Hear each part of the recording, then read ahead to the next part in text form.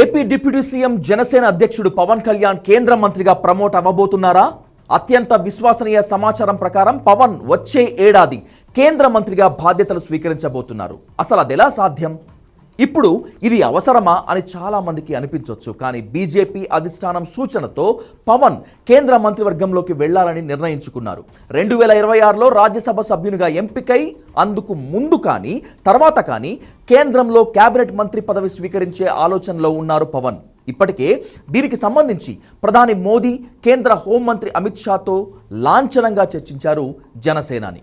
2026 జూన్లో 4 రాజ్యసభ స్థానాలు ఖాళీ అవుతున్నాయి. అయోధ్య రామిరెడ్డి, పరిమళ్ నత్వానీ, పిల్లి సుభాష్ చంద్రబోస్, సానా సతీష్లు రాజ్యసభ ఎంపీలుగా రిటైర్ అవుతారు. ఈ 4 స్థానాలు 3 టీడీపీకి, 1 జనసేనకి లేదా బీజేపీ దక్కే ఛాన్స్ ఉంది. 2026 రాజ్యసభ ఎన్నికలకు ముందు కానీ తర్వాత కానీ కేంద్ర మంత్రి పదవి తీసుకోబోతున్నారు పవన్ కళ్యాణ్. రాజ్యసభ ఎంపీగా, కేబినెట్ మంత్రిగా ఉండాలని నిర్ణయించుకున్నారు ఆయన. పవన్ని జాతీయ రాజకీయాల్లోకి తీసుకెళ్లాలని, బీజేపీకి అనుకూలంగా పవన్ చేత ఎన్నికల ప్రచారం కూడా చేయించాలని ప్రధాని మోదీ బలంగా నిర్ణయించుకున్నారు.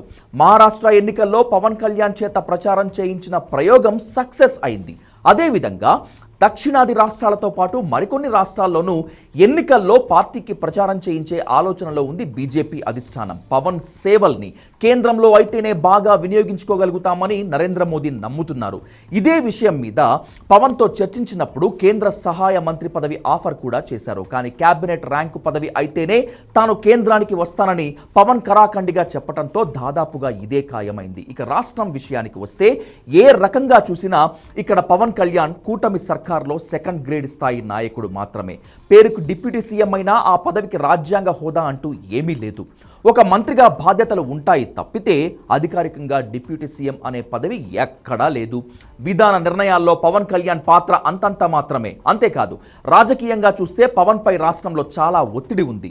కూటమి సర్కార్ని అధికారంలోకి తీసుకువచ్చే సందర్భంలో ఎక్కువ మంది జనం పవన్ కళ్యాణ్ని, ఆయన మాటల్ని విశ్వసించారు. ఓటుని టర్న్ చేయటంలో పవన్ కీలకమైన శక్తిగా వ్యవహరించారు. కానీ పవర్లోకి వచ్చాక ప్రజల నుంచి ఆయనపై ఒత్తిడి ఎక్కువైంది. డిమాండ్స్ ఎక్కువ అయ్యాయి. నువ్వు అలా చెప్పావు, నువ్వు ఇలా చెప్పావు, నువ్వు ఆ హామీ ఇచ్చావు, నువ్వు ఈ హామీ ఇచ్చావు, ప్రత్యేక హోదా ఎప్పుడు తెస్తావు, విశాఖ స్టీల్ ప్లాంట్ని ఏం చేస్తావు, ఇలాంటి రకరకాల ప్రశ్నలతో పార్టీలు, ప్రజలు పవన్ను నిలదీస్తున్నారు. నీకోసమే కూటమికి ఓటు వేశామనే జనం ఎక్కువయ్యారు. ఈ ఒత్తిడి నుంచి పక్కకు తప్పుకోవాలన్నా పవన్కున్న ఏకైక మార్గం కేంద్ర కేబినెట్లోకి వెళ్ళిపోవటమే. అంతేకాదు, పవన్ కళ్యాణ్కి తెలుగు రాష్ట్రాల్లోనూ జాతీయ స్థాయిలోనూ వచ్చిన పాపులారిటీని ఈసారి ఎన్నికలకు ఓ రేంజ్లో వాడుకోవాలని చూస్తోంది బీజేపీ. అతన్ని కేవలం ఏపీకి పరిమితం చేసే ఉపయోగం లేదని, మిగిలిన రాష్ట్రాల్లోనూ పవన్ గ్లామర్ని వాడుకోవాలని, పవన్ ద్వారా హిందుత్వ సనాతన ధర్మ ప్రచారం చేయటం ద్వారా కామన్ ఎజెండాపై ఓట్లు దండుకోవచ్చు అనేటువంటిది బీజేపీ వ్యూహం. ఏ రకంగా చూసినా పవన్ కేంద్రానికి వెళ్ళిపోవటం అటు బీజేపీకి, ఇటు పవన్కి మేలు జరుగుతుంది. 2026 రాజ్యసభ ఎన్నికల్లో ఎంపీగా ఎన్నికై కేంద్రంలో కేబినెట్ మంత్రి హోదాలో కూర్చుంటాడు పవన్ కళ్యాణ్. ఒకవేళ 2027లో జమిలి ఎన్నికలు వస్తే తెలుగు రాష్ట్రాలతో పాటు మిగిలిన అన్ని ప్రాంతాల్లో పవన్ కళ్యాణ్ బీజేపీకి క్యాంపెయిన్ చేస్తాడు. 2029లో ఎన్నికలు వచ్చినా ఇబ్బంది ఉండదు.